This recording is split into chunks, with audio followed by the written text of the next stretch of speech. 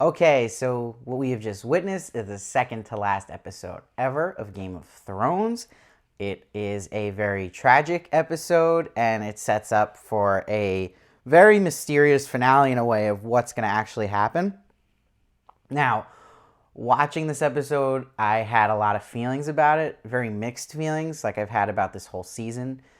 I try to review each episode solely on the episode itself, and I think a problem people are doing with this season of Game of Thrones now is either people are giving it ones, let's say, on IMDb, and hating on every episode now because they hated one episode or a choice the season made, and they're off, and now they're just going to crap on everything about it. And then there's people who are blindly defending against those people and saying they love all about it. And I just wish people would kind of look at the good, look at the bad, and realize there's still people behind this too. And these writers aren't just idiots like some people are saying. Like, they're trying their best, and I think there's more problems with people getting mad about how they've chosen to go, which I get a little annoyed with because, again, that's still a story choice, and I think it still plots out well, and it plots to what Game of Thrones is all about, which is tragedy, and people complaining about not wanting to see Dany go this route. I'm sorry that's the way it is, but, you know, it makes total sense for this show, and it makes sense for her character. I mean, they've been foreshadowing this for seasons now with her, and that she is power hungry, and this is her blind spot. And it's just like anybody, everyone has flaws, and if you follow that one flaw about you too much, and all these things are hitting you at once, like her losing all the people she loves, this could happen. And that's what happened, and that's just the decision they made to go. And if you don't like that, I understand, but it doesn't mean the show's terrible now. So that's just something I want to get off my chest because it's so frustrating hearing that and people saying that. However, they have made a lot of mistakes writing-wise this season, and that's just, to me, totally on the pace of this show right now. It shouldn't have just been 6 episodes this season. You can clearly tell it feels very rushed. I also think this season's exposing what a lot of shows suffer from, which is when you are writing a final season, you can now expose that the writers didn't really have a full-on plan on how to wrap this all up, and that they had a good journey going to it, but they just didn't know how to wrap every loose end. Fortunately, this happens with shows like Lost, if you've seen that. People say Sopranos. I think maybe the only 2 shows I've seen in my lifetime that have good endings are Breaking Bad and the show The Leftovers. So if you want that, that's there, but it's a very rare feat. So you have to limit your expectations, too, on how endings work. And I think this problem this season is that you're seeing a crazy episode like this. It looks amazing. It's really intense, but there's not a lot of emotional weight going on from the emotional weight you might have built up from other earlier conflicts in this show. So that's my biggest issue with this episode is I still felt that. It felt so exciting in a way to watch, but so empty at the same time. And I'm just kind of so many things just going through my head watching this, which I think would happen with all of you too. And just starting off with the Jaime-Cersei situation. So Jaime has a very complicated character arc. It goes up and down. He's good, he's bad. You like him, you don't like him. And his character ends up going where his true love lies, which is Cersei, and them almost having this kid. And it is his flaw. And he's like hooked to Cersei. It's someone being hooked to someone who's not good for them, but deep down, he falls to it. Again, that's the decision they made how that character would end. It doesn't wipe away everything they built with him and him going back and forth. This happens in real life. This is a human emotion. It's a human flaw that we go back to these things we shouldn't. And I thought that was fine with him and Cersei going down like that. I thought it worked. What I didn't like was there were some parts of Cersei's just sitting in this tower the whole episode that kind of felt flat, and she didn't feel defensive in any way, which I wasn't crazy about. That didn't make much sense to me and how she would behave in that situation. I think that the Golden Company was a huge letdown. That one guy we saw that we met with Euron, when he brought them there, he gets his screen time here, and they get obliterated in a second. So that was hyped up for a while, and nothing came to that. And now it clearly exposes that this whole elephant talk was HBO cutting corners and not wanting to pay for that kind of CGI, which is really frustrating for a show that has such a high budget, that really was something they just canned out for this big final season.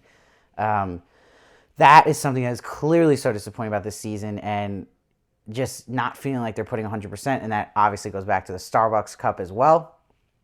That's where also the production feels rushed, and like they were kind of just trying to get this all done.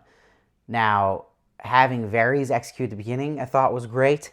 I thought it really set the tone for how this episode was going to go, and it really put a nice little dent in Tyrion and Daenerys' relationship, and knowing that Tyrion was very close to Varys and him feeling guilty about almost snitching on him a bit. And it made sense to me too how Tyrion let Jaime go, and that he knows Jaime saved him that same way before. So Tyrion's kind of family values were coming back here.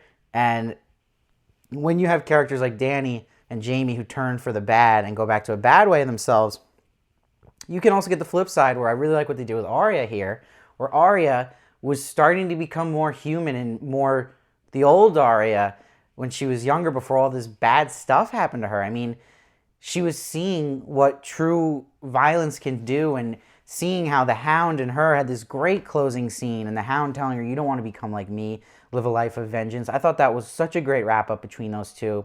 And to see Arya then going through the road, and her perspective of all this horror happening and it hitting her, and then her just wanting to protect those people, was to me an amazing, amazing finish for her story. It's not over, obviously, but you could see how that was the opposite effect, where Arya was now going back to being a better person, which I appreciate. So you're going to get it on the other end too. Not everyone's just going to, if everyone was just that, or they went to a better state of themselves, that's just a total happy ending. And again, that's not this show, and it's more realistic to have everyone kind of twist and turn. And that goes to Jon Snow too. When he's sitting in this fight, he sees Grey Worm just throws that dagger because he's lost it now. Grey Worm is not himself anymore. I mean, he lost Missandei. He's in a different area in his mind. But Jon's realizing how crazy this all is, and he goes back to his honorable ways. And it's already setting that in the middle of the episode, he sees Dany goes against the Bells. It's setting up him, obviously, to probably take out Dany. And I think he was just in denial before that about her, and he deep down knew that. But again, it was him realizing who he truly is and seeing the horrors of what's happened, and they're all kind of responsible for that. So those parts worked.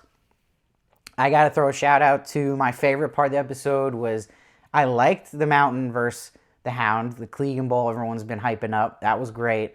But better than that was him throwing, the Mountain throwing Qyburn like right against the wall in a second. That was incredible. I want to watch that clip over and over. That was hysterical. And it was so great because that's the monster Qyburn made himself, his own Frankenstein, killing him. So overall, I mean, it was cool seeing Dany's dragon go full speed now, because a lot of people complain they're always hesitating and cheating it out. Then people are complaining about plot armor, which I get, but now you're seeing the opposite effect, where then there's no plot armor here. Everyone's dying, and you're going to have people complaining either way. It's kind of what your taste is, but I like this. I like that there was a lot of death. I think it made sense, and I love seeing the dragon go full speed, and it's a TV show. They saved that up for a big moment like this, so it wasn't overdone before. I did not like the Euron Jaime scene fighting. That was weird, and the choreography was really weird on that, and honestly, it felt like Jaime should have already just been dead, and Euron has to go on his rant, and Euron had that weird line like, oh, I still got the Kingslayer, right? Like, come on. Like, that was so weird. But yeah, I mean, it's going to be interesting to see what goes down next week. This episode as a whole, though, cinematography was really good. Again, the music's really good. It's missing emotional weight, though. I could definitely feel that, and I think that's just a product of their whole outline of how they did these last couple seasons.